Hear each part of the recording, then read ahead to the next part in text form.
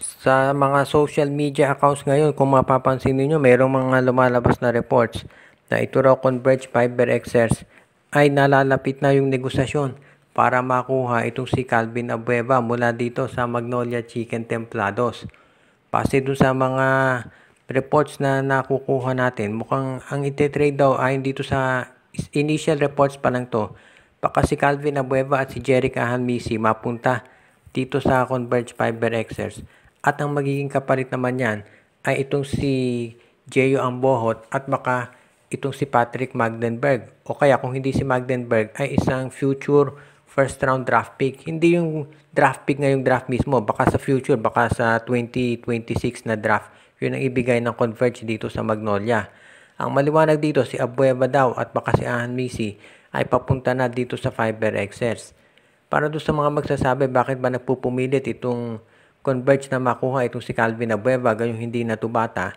Well, sa totoo lang naman, alam nating lahat na si Delta Pineda matagal nang gustong makuha itong si Calvin Abueva. Actually, noong pa sa Pampanga, gusto na niyang dyan ilagay si Abueva pero dahil nga may contract ito sa PBA, hindi makalipat dyan. At ngayong nandito na sa Converge FiberXers dito si Delta Pineda, gusto niya talagang maidagdag si Abueva dito sa kanilang lineup. At sabi nga ba, baka pati si Ian Sanggalang. Pero ang tanong, kung magagawa kaya nila, pwede nga kaya si Sanggalang at si Abueva ay mapunta dito sa lineup ng Converge FiberXers.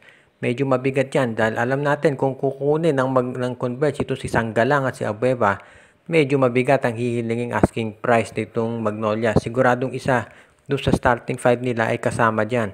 Hindi pa natin alam kung papayag ang Converge pero ang maliwanag, kung si Abueva lang madali, baka ang Bohot for Abueva pwede na yan. Pero kung kasama si Sanggalang, medyo mabigat. Sa ngayon, itong Rain or Shine Elasto Painters, ayon doon sa mga nasa kampo nila, ay ready na rin na gumawa ng trade. Dahil gusto nila na magkaroon ng mas matindi na lineup dito sa kanilang, sabihin na natin, kampanya. Alam natin lahat na iniinda ngayon ng Rain or Shine yung pagkawala ni Luis Villegas. At medyo short-handed sila, wala pa to si Bob Belga. Kaya naghahanap daw ng big man itong si Coach Yeng Yao. Hindi na bago to dahil sa tinagal-tagal ng Rain or Shine dito sa PBA. Yun naman talagang sentro ang nagiging problema nila. Actually, nitong mga nakaraang taon mukhang okay na sana yan dahil unang-una nakuha nila si Leonard Santillan plus itong si Keith Datu at si Luis Villegas at si Kaylan Tiongson. Ang naging issue nga lang, naging injury prone itong si Luis Villegas. Parang si Jeremiah Gray, 2 taon na hindi naglalaro. Maraming nakapanghinang-hihinayang dahil may oportunidad sana itong Rain or Shine na kunin ay si Xavier Lucero instead na itong si Luis Villegas. Pero pinili nila si Villegas at ngayon nakita na natin na naging resulta. Si Lucero ngayon, top player ng Magnolia, si Villegas, puro injury. Kaya daw ngayon itong Rain or Shine ay gustong maghanap ng additional big man na maidadagdag dito sa kanilang lineup. Depende na lamang yan kung sino may i-offer nila sa ibang teams dahil alam natin sa PBA napakahirap mag-trade ng big man unless talagang isang big man din ang hinahanap. Exception na lamang yung nangyari dito sa Northport at sa Blackwater. Kaya sa ngayon, huwag na tayong magulat kung magkaroon ng anunsyo ito si Coach Yeng Yao na kukuha sila ng additional na big man just in case ka dahil hindi pa alam kung kailan makababalik itong si itong si Luis Villegas.